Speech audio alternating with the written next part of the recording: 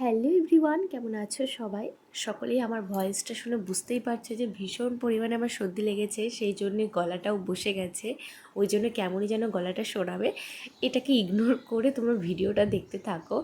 আর এই যে দেখো, আগের দিন তো গিয়েছিলাম মন্দিরে, সেখানে তো তখন ঠাকুর তৈরি করা হচ্ছে, আমি তোমাদের সাথে সেটা শেয়ার করেছিলাম। আর তারপরে মানে পুজোর দিন এই রং করা চলছিল, আর কি সুন্দর লাগছে নতুন সাজে সেজে।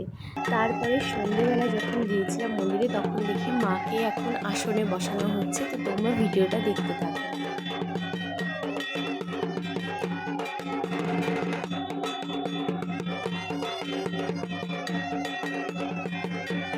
তো এরপরে আমরা সবাই বসে পড়েছি এখানে সবজি কাটতে, কারণ সকালবেলা থেকেই প্রসাদ দেওয়া শুরু হবে আর ভোরবেলা থেকেই এই সমস্ত রান্নাবাড়ি হবে, সেই জন্যই সব কেটে বেছে রাখতে হচ্ছে।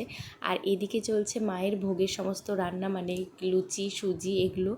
আর আমাদের পুজোর সমস্ত আয়োজন এখানেই করা হয়। ওইদিকে সমস্ত কাজ কমপ্লিট করে তারপরে রেডি হয়ে ফ্রেশ হয়ে আমরা চলে আসি মন্দিরে। আর এসে দেখি এখানে পুজোও কিন্তু শুরু হয়ে গেছে। সারা রাত জেগে যে পুজো দেখি তাতে কিন্তু কিছুই মনে হয় না, ও মানে কেমন করে যে সময়টা চলে যায় বোঝাই যায় না, এত সুন্দর লাগে। আর তখন কিন্তু চোখে কোনো ঘুমও আসে না, যে সারা রাত জেগে আছে জন্য যে ঘুম পাবে সেটাও আসে না।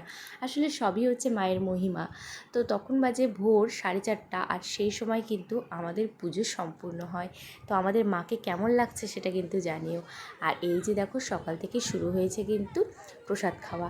প্রসাদের মধ্যে ছিল খিচুড়ি, ঘাটি, যেটা তো থাকবেই। আর তারপরে ছিল পাঁপড় ভাজা, তারপরে পায়েস, চাটনি, এই সমস্ত ছিল প্রসাদে। তো দেখো, সকলে মিলে এখানে প্রসাদ বিতরণ করতে করতে একটু হাঁপিয়ে গেছে, সেই জন্য সকলে একটু রেস্ট করে নিচ্ছে। আর চলো তোমাদেরকে দেখিয়ে দিই কী কী আইটেম হয়েছে, সেটা যদিও আমি তোমাদেরকে বলেই দিলাম। এই যে দেখতেই পাচ্ছ, এখানে খিচুড়ি, ঘাটি রয়েছে, আরও এক কড়াই খিচুড়ি এখানে হচ্ছে। এই যে ঘাটি রয়েছে, ওই যে খিচুড়ি, তারপরে পায়েস, চাটনি, এই সমস্ত কিছুই এখানে রয়েছে। আর এই প্রসাদ বিতরণ আমরা বাড়ির সকলে মিলেই করে থাকি।